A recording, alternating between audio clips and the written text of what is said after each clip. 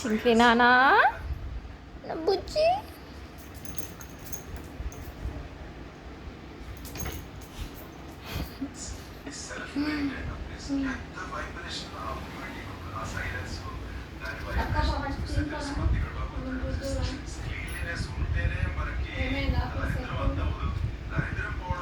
ఆఫీసా AC తోటి చల్లగా ఉంది.